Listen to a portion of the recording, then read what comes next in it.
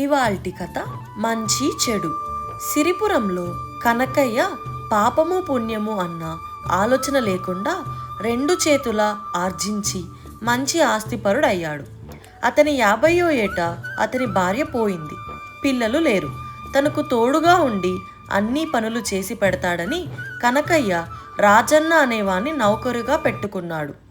రాజన్న కనకయ్యకు శ్రద్ధగా సేవలు చేస్తూ వచ్చాడు. రాజన్నకు పరిచయం ఉన్న గంగ అనే అమ్మాయి చాలా అందమైనది. సిరిపురంలో సంత జరిగిన రోజున వాళ్ళిద్దరూ కలుసుకునేవాళ్ళు. ఒకనాడు కనకయ్య సంతకు వెళ్ళి రాజన్నను పలకరించిన గంగను చూసి, ఆ అమ్మాయి ఎవర్రా అని రాజన్నను అడిగాడు. వాళ్ళది చిలకలూరు బాబు, వాళ్ళ నాన్న పేరు రంగయ్య అన్నాడు రాజన్న. కనకయ్యకు గంగను పెళ్లాడి మళ్ళీ సంసారం చేయాలనిపించింది. అతను పెళ్లిళ్ళ పేరయ్యను ఒకరిని రంగయ్య వద్దకు రాయబారం పంపాడు. రంగయ్య పేదవాడు. తన కూతుర్ని సంపన్నుడికి ఇస్తే సుఖపడుతుందనుకుని గంగ తనకు ఈ సంబంధం వద్దని గోల పెడుతున్నా వినిపించుకోకుండా రంగయ్య పెళ్లి ఖర్చులకు కనకయ్య వద్దనే డబ్బు తీసుకుని ముహూర్తం కూడా పెట్టించాడు. గంగను పెళ్లాడదామనుకుంటున్న రాజన్న బాధించాడు. చిలకలూరులో అతనికి పర్వతాలు పానకాలు అని ఇద్దరు మిత్రులున్నారు. వాళ్ళు నాటకాలు ఆడుతుంటారు.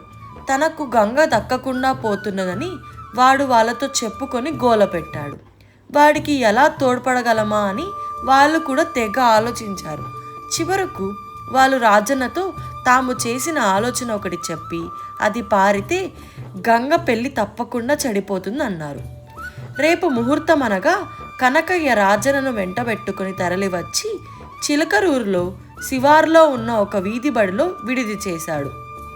ఆ సాయంకాలమే ఆ ఊర్లో ఒక పండు ముసలిది చచ్చిపోయింది. అందుచేత కనకయ్య పెళ్ళి ఆపు చేయటానికి పర్వతాలకు పానకాలకు ఒక మంచి అవకాశం దొరికింది. అర్ధరాత్రి కావస్తుండగా పర్వతాలు యమధర్మరాజులాగాను పానకాలు యమకింకరుడు లాగాను వేషాలు వేసుకున్నారు. పర్వతాలు ఒక దున్నపోతు మీద ఎక్కాడు. ఇద్దరూ వీధి బడికేసి వచ్చారు. వీధి బడి ముందు ఆగి యమధర్మరాజు వికటంగా నవ్వి, ఒరే బల్లుక ముష్టి, భలే మొండి ప్రాణంరా ఆ ముసలిదానిది, ఉచ్చులో నుంచి ఎలా గంతులు వేస్తున్నదో చూడు అన్నాడు. అవును దొరా, తమరు వచ్చారు గనక సరిపోయింది గాని దాన్ని ఉచ్చుకేసి లాగడం నా తరమా అన్నాడు కింకరుడు. ఈ సంభాషణ విన్న కనకయ్య కిటికీ తలుపులు తెరిచి యములను చూసి కొయ్యబారిపోయాడు. యమధర్మరాజు తన కింకరుడి కేసి చూసి, ఓహూ, సిరిపురం కనకయ్య కదు వీడు ఆయువు ఇంకో వారమే ఉన్నది. 7వ రోజున వచ్చి వీణ్ణి ఉచ్చులో పట్టటం మర్చిపోకు అన్నాడు. చిత్తం, మర్చిపోను దొరా అన్నాడు కింకరుడు. ఇద్దరూ ముందుకు సాగి చీకటిలో కలిసిపోయారు. కనకయ్య హడలిపోయాడు. అతను రాజన్నతో, ఒరే, వాళ్ళ మాటలు విన్నావు కదూ, వాళ్ళు యములు వాళ్ళేనా అన్నాడు. యములు వాళ్ళ? నాకెవరూ కనపడలేదే అన్నాడు రాజన్న ఆశ్చర్యంగా. కనకయ్య ఆ రాత్రి నిద్రపోలేదు.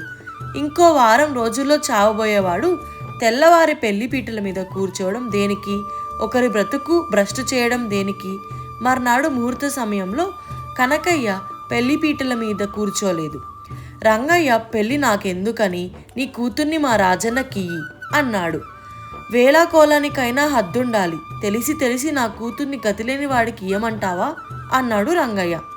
గతిలేని వాడేమిటి, ఆస్తికంతకు వారసుడు వాడే, కావాలిస్తే రాసి ఇస్తాను అన్నాడు కనకయ్య.